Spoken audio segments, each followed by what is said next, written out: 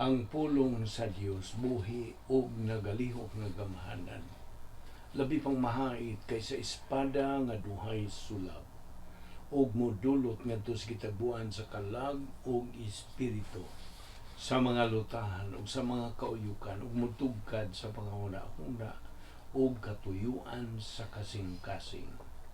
Ang tibuok nga kasulatan gipaginahawa sa Dios ug may kapuslanan alang sa pagpanudlo, alang sa pagpamadlong, alang sa pagpanulid ug alang sa pagmatuto sa pagkamatarong, aron ang tao sa Dios mamahingpit masinangkapan alang sa tanang maayong buluhaton. Revelation 22:12 says, "Look, I am coming soon, and my reward is with me to pay each one according to what he has done." Isaiah 53 verse 5, "He was wounded because of our rebellion or rebellious deeds, crushed because of our sins. He endured punishment that made us well. Because of his wounds we have been healed." Matthew 28:19-20, "Go therefore and make disciples of all the nations, baptizing them in the name of the Father and of the Son and of the Holy Spirit." Verse 20, "Teaching them to observe all things that I have commanded you, and lo, I am with you always, even to the end of the age." Amen. Sa dili pa kita mga padayon sa atong nandan nga pagtuon sa pulong sa Dios nini adlaw, sa mas nandan gikinahanglan nato pagsusi sa atong tagsa-tagsa kakalagkon. Ano pa ba mga sala mo na ibilin nga kinahanglan natong isugid ngadto sa tupangan sa Dios kamahan, aron dili kini mahimong babag sa atong pagtuon sa pulong sa Dios. So atong gamiton karon ang prinsipyo sa 1 Juan 1:9 nga nakanayon sa English, "If we confess our sins, God is faithful and just to forgive us our sins and to cleanse us from all unrighteousness." O ganang kanimo dili pa magtutuo ang imong buhaton, dili ang pagsugid sa mga sala, kundi dili ang imong pagtuo kang Ginoong Hesukristo ingon nga imong manluluwas. Tumuo ka kang Ginoong Hesus o ikaw maluwas. Mga buhat 16:31. Busa karon magandam ta pinagi sa hilong mga pagampo.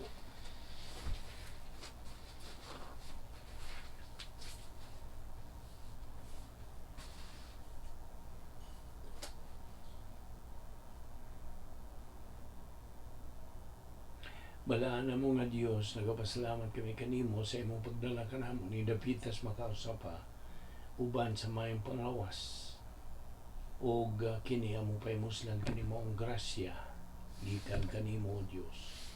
Buhi pa kami gumikan lamang sa imong gugma, kaluoy, imong grasya. Dili kami takos nga mabuhi pagani. Panikaw matinumanon magayon sa imong mga saad. Ubani kami karon sa among pagpadayon sa pagtuon sa imong pulong.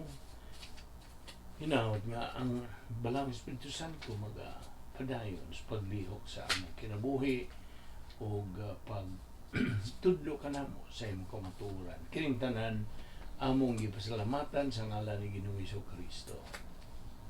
Amen. Maayong adlaw sa tanan nato mga subscribers o mga higala atong mga igsoon diyan ni Kristo. Welcome na sa nini nga itong pagpadayon sa pagtuon sa kamatuoran.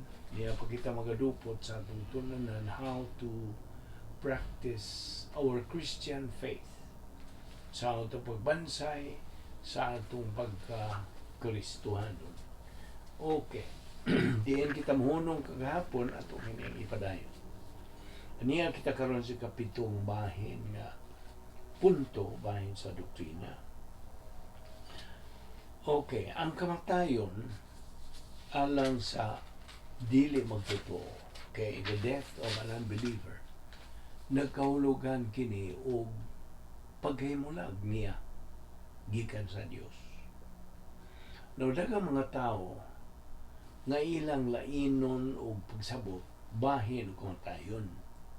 Tungod kay wa man sila makasabot sa kalahian tali sa duha ka matang sa kamatayon nga kanunay gisgutan sa pulong sa Dios. Nga mao ang espiritual nga kamatayon ug physical nga kamatayon. Naubahin sa espiritual nga kamatayon, spiritual death, ang tanang tao nahimugso din sa kalibutan nga buhi physical apan patay spiritualmente, spiritually dead. Tungod kay na tao manghingpit si Ginoong Jesucristo pinagig usa ka birhen ug busa wa siya kinaiyang makasasala. Siya na tao nga dinhay lawas, kalag ug espiritu. Mao to nga gitawag si Ginoong Jesucristo nga trichotomos. Ang dili magtotoo dichotomos ra. Ang nagpasabot ka na dichotomos duha ra ang iyang composition, lawas raw kalag. Wa siya ay tawhanong espiritu. So ang usa ka magtotoo gitawag og trichotomos, sama ni Ginoong Jesucristo. Sa laing bahin, tungod kay kita gipagkatao may kinaiya makasasala, kita na tao nga dinhay lawas ug kalag apan way tawhanong espiritu. 1 Corinto 15:22 mo na ang gitawag ng tao dichotomos. Dichotomos kadto nga di magtotoo. Ubahin sa physical nga kamatayon, physical death, kung magpabili ng taong patay spiritualmente sa wa-gyoy pagpagkatao pag-usab, sa gayon nga mamatay siya physical, mubiya ang iyang kalag gikan sa iyang lawas ug muadto kanang iyang kalag didto sa impyerno. Aron kana maghuwat nga paghahukman dito sa dakong puting trono, Great White Throne Judgment. Ang matang usa ka sako sa kaliwatan sa tao makapili buot ba niyang mataw sa makaduha o mamatay sa makaduha. Ang mga Kristohanon mopili og kinabuhi, apan ang mga dili Kristohanon mopili kamatayon. 2 Corinto 2:16 na kanayon, alang niadtong nangalaglag mao kini ang baho nga makamatay, apan niadtong ginaluwas mao kini ang kahumot nga makapabuhi. Ang Biblia nagamulagway og duha ka kamatayon alang sa mga dili magtotoo. Ang una niini mao ang natural nga kamatayon. Ang mga tao mga matay sa nagkalain-laing paagi. Pinaagi tingali sa pag-atakis kasing-kasing, o pinaagi disgrasyas daan, o ang uban pinaagi kanser. Gani ang uban mamatay pinaagi paghikog. Mao kini ang natural nga pagkamatay o kamatayon. Ang una nga kamatayon, the first death. No matud pa sa mga Hebrehanon 9:27, ang tanan kinahanglan mamatay sa makausa ug tapos niya na hukman siya sa Dios. Alang sa dili magtotoo, ang ikaduhang kamatayon mao ang dayon na nga paghukom didto sa wa nay katapusang kalayo o paghukom nga giandam alang kang Satanas o sa nangalaglag nga mga manlunda o pagasalmutan kini sa mga dili magtotoo. Nani mabasa sa pinadayag 20:10 o Mateo 25:41. Now, ang Biblia nagkanayon nga ang mga dili magtotoo mga matay ni ining ikaduhang kamatayon, human kini sila pagahukman ni Ginoong Kristo didto sa hukmanan sa dakong puting trono. Niyan ang tungura usab ang kamatayon pagabuntugon. Kung mahinungdan, nga mao kanay makahimong imposible sa kalag sa dili magtotoo sa pagkamatay, ug niya maundang ang iyang paghimatay. Pinadayag 20:11 ngadto sa 15. Uban sa wala nay paglaom sa pagkamatay, ang dili magtotoo magatubang ug wa nay pagkatapos nga pagkasunog ug wa nay kaikyasan. No, di ba na makalilisang kayo? Makalilisang kini.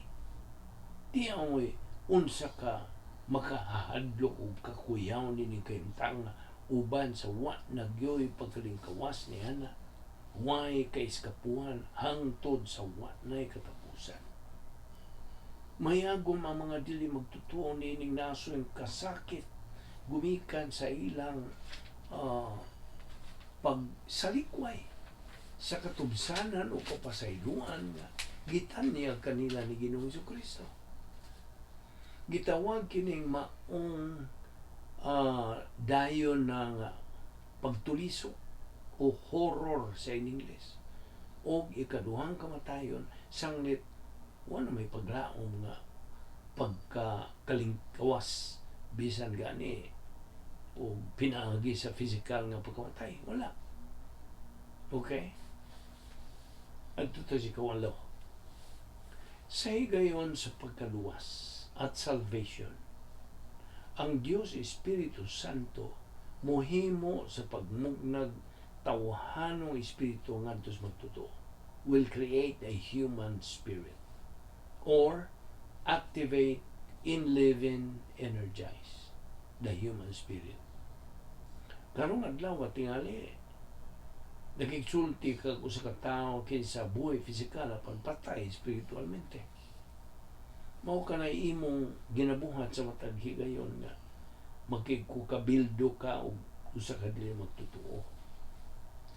Now dihay usa ka tawo kinsa naluwas sa dihang ang iyang higalas kalit lang misulti kaniya sa pag-ingon og bay. Nibaw ka patay ka. Now ang maong mga pulong natural nakapagkurat niya. Iyang itubag ang iyang higalas pag-ingon og sagoy patay. Di manintawon ko patay. Buhay manintawon ko kayo eh. Tanawa ko. Dugo og unod gud ko. Unya ingnon ko nimo patay. Ug unya gisundan siya sa pag-ingon sa iyang higala sa pag-ingon. Dili bay. Patay ka spiritualmente. You are spiritually dead bay. Tinuod kitang tanan mga patay spiritualmente. Kitang tanan. Tanang tao. Apan sa dihang mutuo kita ni Ginoong Kristo ingon nga atong manluwas. Ang Dios Espiritu Santo mupuno sa atong kalag ug muhimo sa atong tawhanong espiritu sa pagkabuhi. Sa laing pagkasulti, iyang buhion ang atong tawhanong espiritu o human spirit. He's going to enliven, energize, activate. Ang Biblia nagasulti diya sa Efeso 2:5 o bisan sa mga patay pa kita diha sa sala, spiritual nga kamatayon. Siya, ang Dios, mipabuhi kanato uban kang Kristo pinagi sa grasya kita nang luwas. Diha sa Juan kapitulo 3, ang Dios mihisgot kanato bahis kahimtang ni Nicodemo, ninumdum ba mo? Ni Nicodemo kinsa usa kadto siya sa mga bantugang Hudiyo nga pangu sa ilang simbahan nitong panahon na. Kinis Nicodemo mapasigarbuhon sa iyang kaugalingon tungod kay tigampo siya sa magadaghan matagadlaw. Digtuon siya sa mga pagtulon as balang kasulatan sa karaang tugon, Old Testament scriptures, sa diniyos gyud. Og tigtuman gyud siya sa kinasingkasing sa tanan nga mga ritual o mga tulumanon sa mga Hudiyo. No, iyang gituhuan nga gumikan kay siya timos gyud nga pagkamatarong. Wala siya magkinahanglan og usa ka manluluwas. Apan kung tinuod pa kadtong tanan, di gyud niya matugkad kinsa gayud kini si Kristo, ang tao nga mahimog mga milagro. Naglibog pagayo kini si Nicodemo. Umoy hinungdan nga buot siyang makikita kang Hesus aron siya makasabot. Busa may doon siya kang Hesus Kristo sa panahon sa gabi, ug midayon sa pag-ingon agalon. Way tao ang makabuhat sa mga milagro nga imong gihimo gawas kon pinadala siya sa Ginoo o na diha kaniya ang Ginoo. Juan 3:2. Niining tungura, wa si Jesus mulang tugi kang Nicodemo pagpatuo kaniya nga siya si Jesus mao tinuod ang Mesiyas nga gisaad ngadto sa mga Hudiyo. Midiretso gyud si Jesus excuse me sa pagpadayag sa bugtong isyu nga mo'y manungdanon. So diha sa Juan 3:3 kini nakadayon, si Jesus mitubag, sultihan ko ikaw, walay makakita sa gingharian sa Dios gawas kun siya mataw pag-usab. Nangutan na dayon kini si Nicodemo kang Jesus pag-ingon og unsaon man pagkatao pag-usab sa usa ka tawo nga igbuwang na magkasuod pa bagyo diay siya sa tiyan sa iyang inahan aron magpagkatao pag-usab. So mitubag kaniya si Jesus pag-ingon og Nicodemo, dili kini physical nga pagkatao, espiritual kining maong pagkatao. Kinigos Nicodemo, malagmit giila nga labing manggialamon sa nga panguho sa mga Hudiyo niadtong iyang panahon. Apan wa gyud siya sentido o ingnon tas in English, so he did not have a particle of sense. Tinuod man nga dili siya mahimong mubalik usod sa tagwangkan sa iyang inahan. Mataw lang siya pag-usab sa dihang ang iyang tawhanong espiritu mabuhi tungod siyang pagtuo kang Kristo ingon nga iyang manluluwas. Now, ang kinabuhi sa tao lumalabay lang na ibang tanyana. Ang kinabuhing dayon hangtod na sa kanturan. So ang ikasiyang nga punto atong dadon diha kanimo mao kini, kita naluwas. Now I'm addressing this to our fellow believers. Kita naluwas pinaagi sa grasya sa Dios. Maura. Matod pa si Piso 2:8-9 kay pinaagi sa pagtuo naluwas kamo tungod sa grasya sa Dios. Dili kini inyong buhat kundi ligasa kini sa Dios. Busa walay makapasigarbo niini sanglit, di man kini bunga sa inyong mga paningkamot. Di ba klaro kayo ka na? Nangungutan ako kanimo karon. Nasinati na ba nasinati ka ba sa pulong grasya diha sa Biblia? Nakasabot ka magbuot unsay buot masabot sa grasya?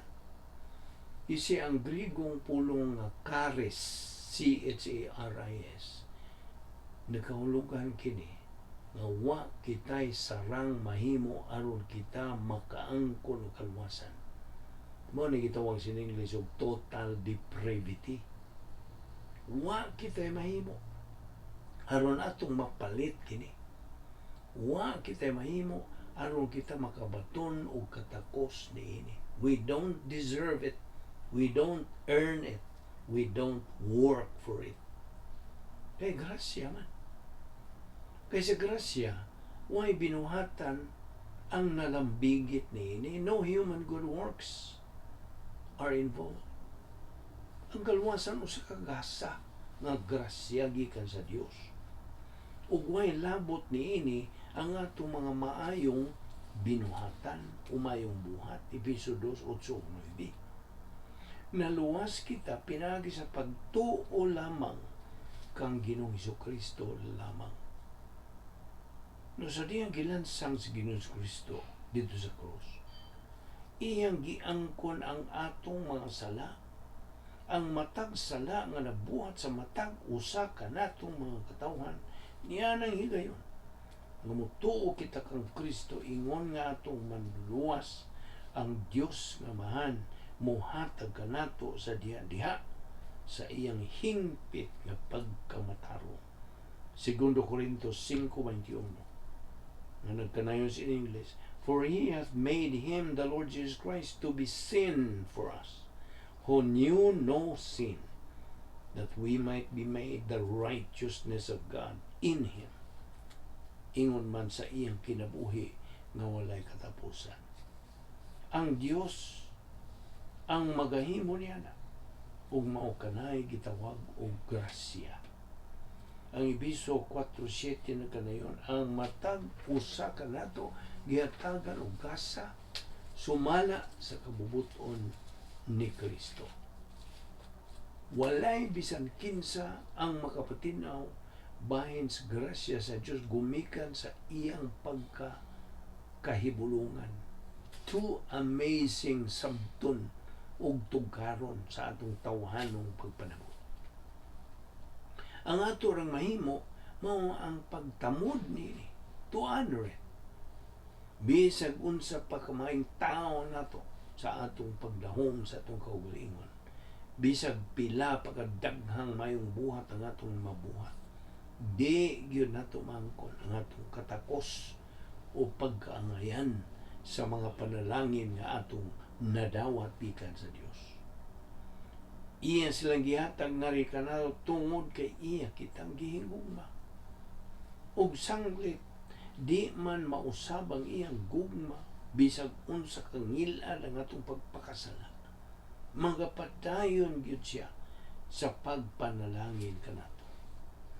Mantod pa siya 2 Corinto 4:15, gibuhat kining tanan alang kaninyo ug sa magakadaghan ang mga tao nga makabuhat sa grasya sa Dios, mulabi kadaghan ang mga pag-ampo sa pasalamat alang sa himaya sa Dios.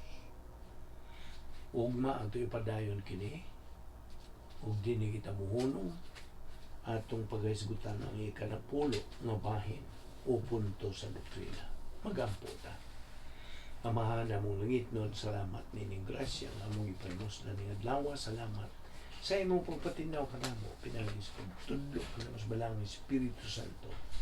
Ubani kami sa among pagbubuang nining adlaw, ilikay kami sa mga kabilinggan, dada kami pagbalik ugma. Salamat nining among Bible study through the YouTube. Pinagi sa Tikbal Video Evangelistic Ministry. Kining tanan among gipasalamatan sa ngalan ni Ginoong Hesukristo. Amen.